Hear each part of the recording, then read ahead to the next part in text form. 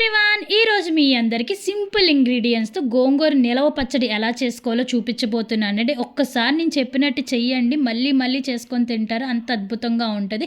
వేడి అన్నంలో ఒక్క స్పూన్ పచ్చడి వేసుకొని నెయ్యి కలుపుకొని తింటే ఉంటుంది, మామూలుగా ఉండదు అనమాట. దీనికి ఫస్ట్ కావాల్సింది గోంగూర అండి. గోంగూర నీట్గా కడుక్కొని ఆరబెట్టుకోండి. ఈ పచ్చడికి వాటర్ అనేది అస్సలు తగలకూడదండి, గుర్తుపెట్టుకోండి. ఫస్ట్ మనం ఒక గిన్నెలో ఆయిల్ అనేది యాడ్ చేసుకున్న తర్వాత ఒక కప్పు ధనియాలు అనేది తీసుకోండి. ఫ్రై అయిన తర్వాత మనం దాంట్లో పావు వంతు జీలకర్ర అనేది తీసుకొని ఫ్రై చేస్తాం. నెక్స్ట్ ఎండుమిరపకాయలు, కరివేపాకు కూడా వేసుకొని బాగా ఫ్రై చేసుకొని కొంచెం ఉప్పు పసుపు కూడా కలుపుకొని పక్కన పెట్టేసుకోండి. నెక్స్ట్ అదే గిన్నెలో కొంచెం ఆయిల్ యాడ్ చేసుకొని కొంచెంగా గోంగూర అనేది వేసుకొని మొత్తం అంతా మగ్గిపోయేంత వరకు చింతపండు ఉప్పు కలుపుకొని పక్కన పెట్టుకోండి. నెక్స్ట్ మనం ఒక మిక్సీ జార్లో ఈ పోపు దినుసులు అన్నీ వేసుకొని వెల్లుల్లిపాయలు కూడా వేసుకొని బాగా మిక్సీ పట్టుకోవాలండి.